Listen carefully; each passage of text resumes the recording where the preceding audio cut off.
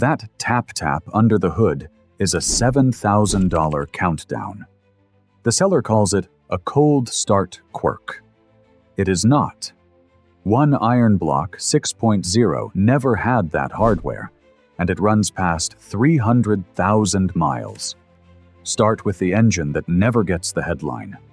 The Iron Block 6.0-liter Vortec. The LQ4, the LQ9, the LY6, the L96. You find these mostly in the 2500 and 3500 heavy-duty trucks. And here is what nobody shopping for a used GMC understands. This engine outlives the truck it came in. The frame rusts, the interior falls apart, the transmission gets tired, and the 6.0 is still pulling like the day it left the line. Documented past 300,000 miles on regular maintenance alone. Here is why it lasts. Cast iron block, simple overhead valve design, and most importantly, most of these heavy-duty variants never got cylinder deactivation. No AFM hardware. That single fact removes the number one thing that kills GMC V8s early. No deactivation lifters means no lifter lottery. Nothing collapses. Nothing cycles itself to death. The engine just runs. Now the driveway check. Pop the oil cap and look at the underside. You want to see clean metal or normal brown film. Sludge or metal flake means walk away. Then pull the dipstick. These engines are known to burn a quart every 1 to 2,000 miles as they age. That is not a defect. That is a known characteristic of a high-mileage iron block. The fix is a PCV valve, $20 to $50 in parts, 30 minutes in your own driveway. Ignore it. And if this engine ever does need a lifter job from neglect, you are looking at $1,500 to $3,000. Do the math. A $50 valve versus a $3,000 repair versus a used truck that runs to 300,000 miles. This is the longevity buy. Just confirm your specific variant does not carry AFM before you sign. But the same displacement in a different family behaves nothing like this. Next buy is the diesel, and I am going to be skeptical about it right up until I am not. The 3.0-liter Duramax, but only the LZ0, which means 2023 and newer. Records required. No exceptions. Here is why the year matters more than the badge. For 2023, GM released the updated LZ0 with roughly 25% different internal parts. Steel pistons, updated injectors, a revised reluctor wheel that fixed the crank no-start problem that haunted the earlier engine. This is a genuinely different, more reliable engine than what came before it.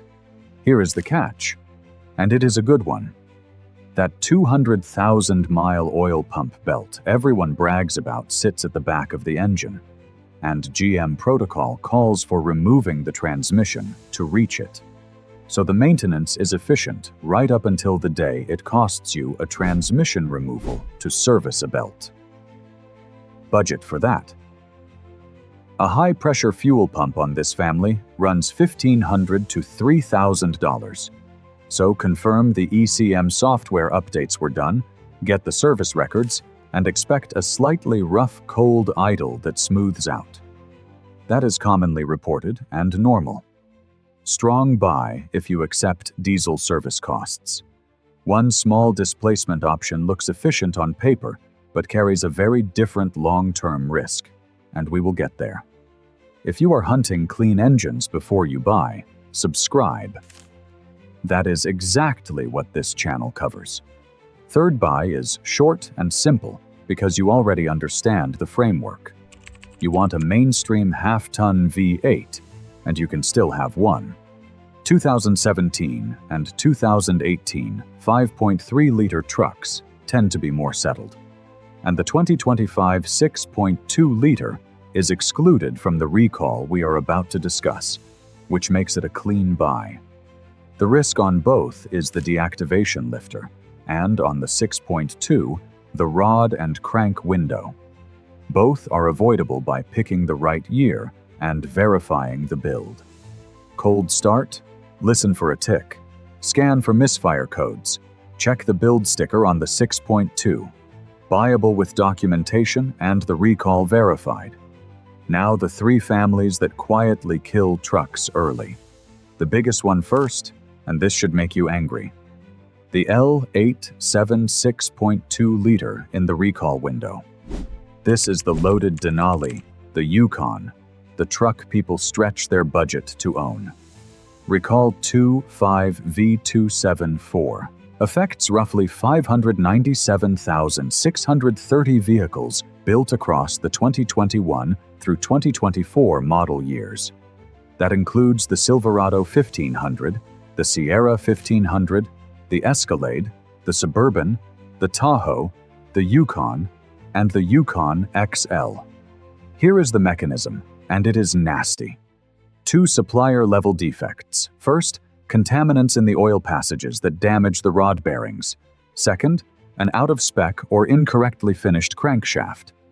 Understand what that means physically. The bearing is the soft surface the spinning crank rides on. Feed it grit, and it wears. As it wears, the clearance opens up. As the clearance opens, oil pressure drops and metal starts riding on metal. Then the crank, which may already be out of spec, hammers a failing bearing until the rod lets go. And the worst part is this failure comes with little to no warning. No long tick. No slow decline. It just stops. Now here is the part that makes no sense. You cannot even fully trust the recall repair. NHTSA is now investigating the adequacy of the remedy under recall query RQ2-6001 after 36 reports of engines failing after the dealer service. So a closed recall does not automatically mean a safe engine. When this engine goes, you are looking at block replacement upward of $5,000 once labor is counted. My take, and I will be direct. Buying a $70,000 class truck sitting on an open recall queue is a bet against a federal investigation. Do not do it on the seller word. Run the VIN on the NHTSA lookup, get the repair paperwork, and confirm it is closed. And remember, the 2019, 2020, and 2025 model years are outside this specific recall. Do not let anyone tell you every 6.2 is recalled. But even outside that window, one V8 trait quietly ends engines. That trait is AFM and DFM cylinder deactivation, and this is the one you can catch with your own ears. Any 5.3 or 6.2 liter with active deactivation and a live tick or misfire is a walkaway. Here is what the hardware does. To save fuel, the engine shuts down cylinders and runs on 4 instead of 8. It does this with special hydraulic lifters that collapse and reactivate, thousands of times per drive. Engage, disengage, engage, disengage. Those lifters are a known weak point. When one starts to fail, it runs on inconsistent oil pressure, not zero pressure. Inconsistent. And that is almost worse, because the lifter partially engages, partially disengages, and the wear pattern that leads to collapse accelerates every single mile. You hear a tap-tap that speeds up with the RPM. You throw misfire codes, P0300, P0301, P0304, P0306, P0307. This most commonly shows up after 80,000 to 120,000 miles. That tick is not the problem. What it has already eaten is the problem. Drive it, and the collapsing lifter chews the camshaft and sends metal debris through the engine. A $1,200 lifter job becomes a $7,000 cam. Repair becomes an $8,000 rebuild. Every single week, the same story walks into shops. The owner heard the tick, read online it was normal, and drove until the engine was done. Do not drive a truck with a failed lifter, and do not let a seller tell you it is a cold start quirk. And no, An AFM disabler does not save it. A disabler stops future cycling. It does not repair a lifter that has already failed. Walk away or price in the full job. The last one to avoid is not a V8 at all. The early 2020 to 2022 LM2 3.0-liter diesel and the 2.7-liter Duramax, both bought without warranty or records. Here is the trap. The cheapest engine to fuel can be the most expensive to own. The early LM2 carries a crank, no start issue, fuel injector failure, EGR and DPF emissions problems, and high-pressure fuel pump failure. That pump alone is $1,500 to $3,000. The 2.7 Duramax is not a maintenance-free engine. It is a maintenance-sensitive one. Small displacement working hard under boost with emissions complexity means out-of-warranty repairs get expensive fast. So avoid the early LM2 unless the fixes are documented, and buy the 2.7 only with a strict, complete service history. Efficient at the pump, expensive at the shop. So before you sign anything, here is the 10-second door sticker check that ties all of this together. Everything you just heard traces back to one purchasing decision made at the curb. Open the driver door and find the build date sticker. Then answer one thing. Does this engine have cylinder deactivation? And if it is a 6.2, has the recall been closed by VIN? Pull out your phone, run the VIN on the NHTSA lookup, and read the answer yourself.